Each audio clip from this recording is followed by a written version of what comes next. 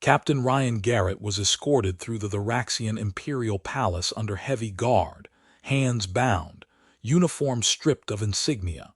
A prisoner in everything but name. 3 days ago, he'd commanded the transport vessel Horizon during a supply run to a contested border system. The mission went catastrophically wrong when the Thraxian warships intercepted them, accusing humans of violating treaty terms. In the confrontation, Ryan made a split-second decision that saved his crew but destroyed a Thraxian military installation. He detected what sensors indicated was a weapons platform preparing to fire on his unarmed transport, and he'd authorized defensive countermeasures. The installation was destroyed. His crew escaped. Only afterward did intelligence confirm the weapons platform had been a border monitoring station, not an active threat. 23 Thraxian personnel died. Now Ryan faced consequences before Empress Velara Thorn, the most powerful being in the Thraxian space, known for ruthless justice. The Thraxians were an ancient warrior culture with pointed ears and rigid honor code. Destroying military installations and killing citizens typically resulted in public execution as demonstration of justice. Ryan knew this. Humanity knew this. He'd been delivered to the Empress as treaty obligation. Crimes against the Thraxians require the Thraxian justice. The throne room was magnificent and terrifying. Sharp angles, martial aesthetics, guards positioned like statues, courtiers watching with cold calculation. Empress Velara sat on her throne, fury radiating from her. Her pointed ears pressed back, extreme anger signal. Her posture rigid with controlled rage. Her eyes promised death. The guard captain forced Ryan to his knees, announcing charges in formal Thraxian. Destruction of imperial property, unlawful killing of imperial citizens, violation of treaty terms. Each charge carried death sentence. Velara rose, descending with echoing steps. She stopped before Ryan, looking down with absolute fury. Ryan prepared for execution. Instead, Velara spoke, shattering every expectation. "You absolute fool, you magnificent, impossible fool. You saved them. You saved all of them and you didn't even know it." The throne room froze in confusion. Ryan's mind couldn't process it. Magnificent fool, saved them. Velara's fury hadn't diminished, but something else showed beneath, something like anguish. She gestured sharply. The throne room cleared instantly until only Ryan, Velara, and 2 trusted advisors remained. "Explain what you thought you were doing when you fired on that installation," Velara said, voice tight. Ryan answered honestly. "My sensors detected what appeared to be a weapons platform charging for attack. My ship was unarmed, filled with civilians. I had seconds to decide.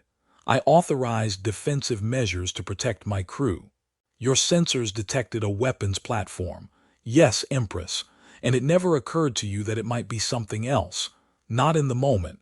Afterward," his voice cracked. "Afterward, I learned it was a monitoring station. That I'd killed 23 people just doing their jobs.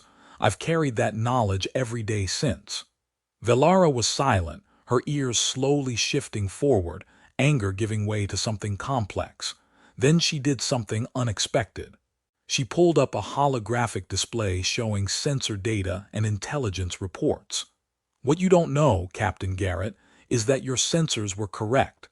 That monitoring station wasn't just monitoring. It was a weapons platform, heavily armed, deliberately disguised as civilian infrastructure. She showed more data, and it was preparing to fire on your ship." Ryan stared at the evidence, mind reeling. "But the reports said what I needed them to say, what I needed everyone to believe." Velara's fury was back, but Ryan understood it wasn't directed at him. "For 3 months, my intelligence services have been tracking a conspiracy within my own military, officers who believe peace with humanity is weakness, who want to restart the war by creating an incident forcing retaliation." She gestured to the data. "That installation was part of their plan. They were going to destroy your unarmed transport, kill everyone aboard, make it look like tragic accident. then discover evidence that humans violated treaty terms, giving justification to demand military response. Ryan's stomach dropped. They were going to start a war. They were going to try. But you disrupted their plan by defending yourself competently. You destroyed their installation before it could destroy your ship. Velara's expression was hard. The 23 people who died, most were conspirators. 3 were innocent personnel assigned without knowing the true purpose. Then, why am I here? Why the public arrest and charges? Because the conspiracy runs deeper than one installation. There are officers throughout my military who sympathize even if not directly involved. If I'd simply announced what happened, they'd claim I was covering for human aggression. She met his eyes.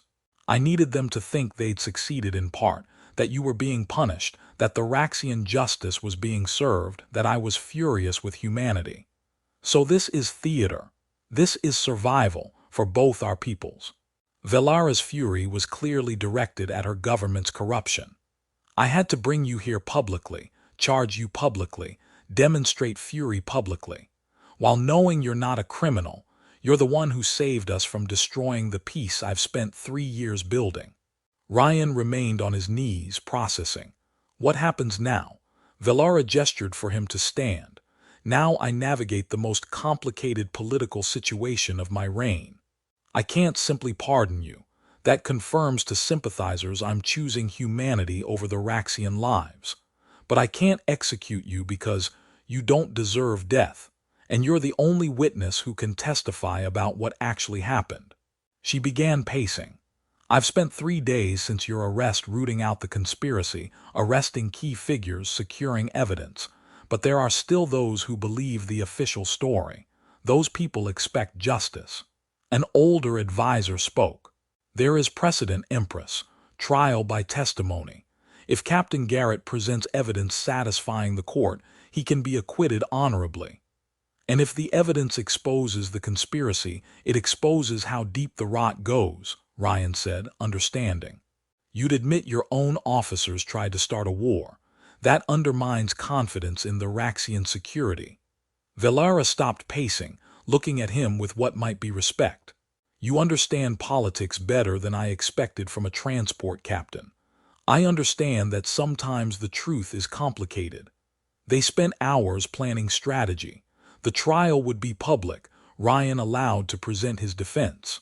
Evidence of conspiracy would be introduced carefully, enough to justify Ryan's actions without destabilizing military confidence.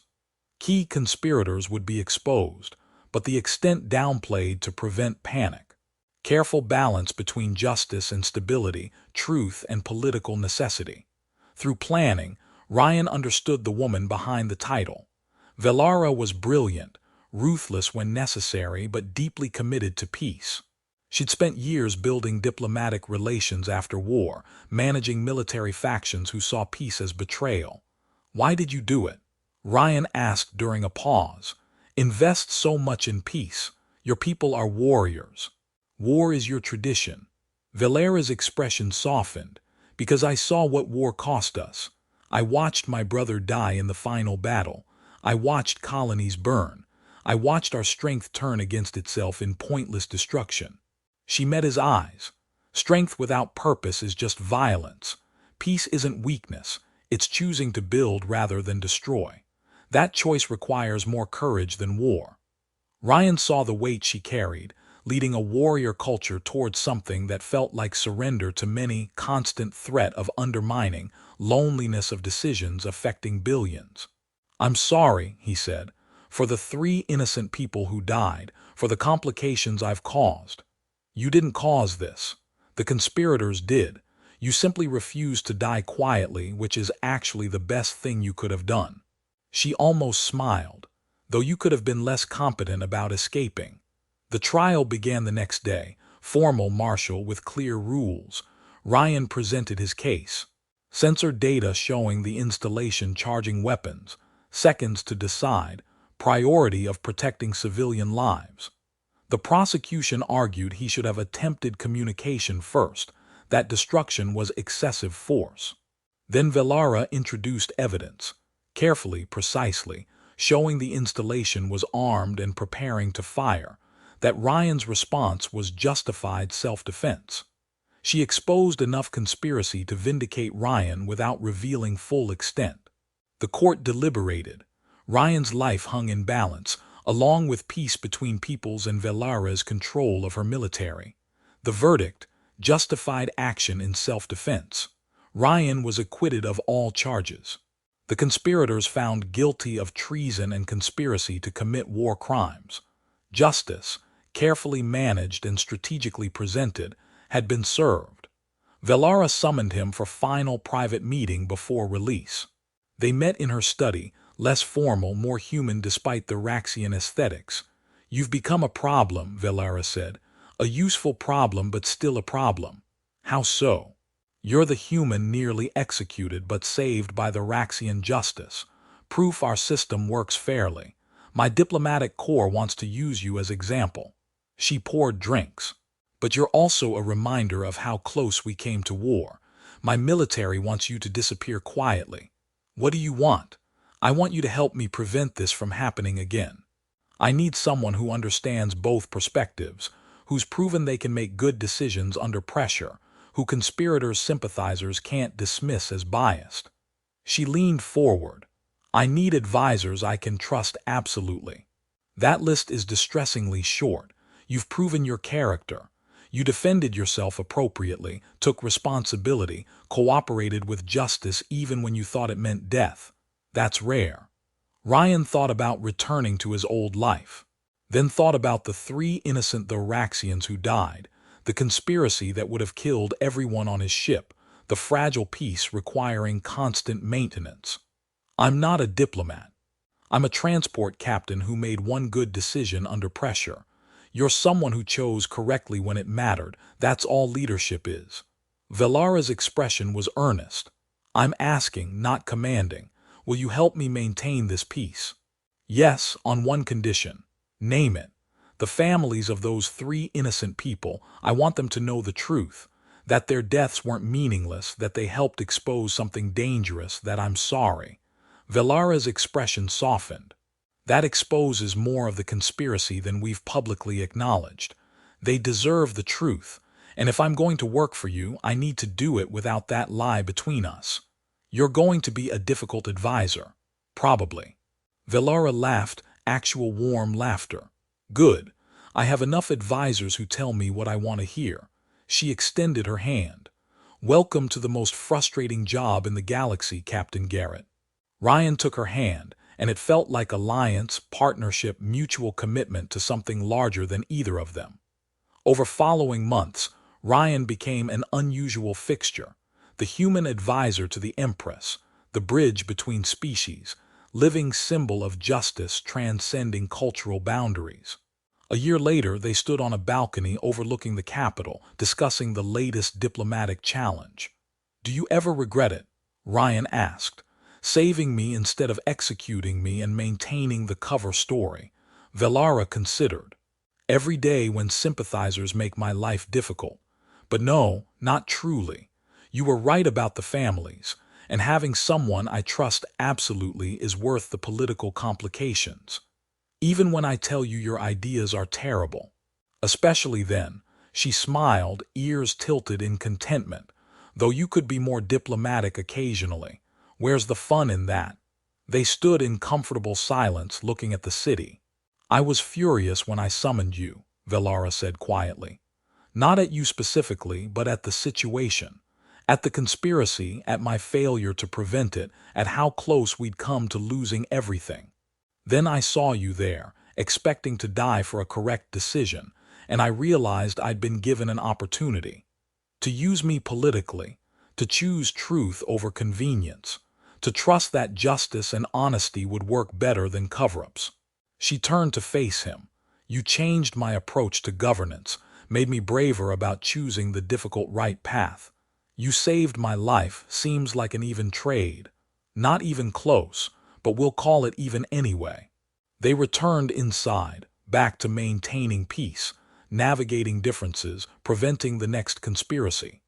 The Empress, who summoned a prisoner expecting to execute him, found an advisor, ally, and friend. The captain who expected death found purpose, partnership, and proof that worst moments lead to best outcomes when people choose correctly despite fear.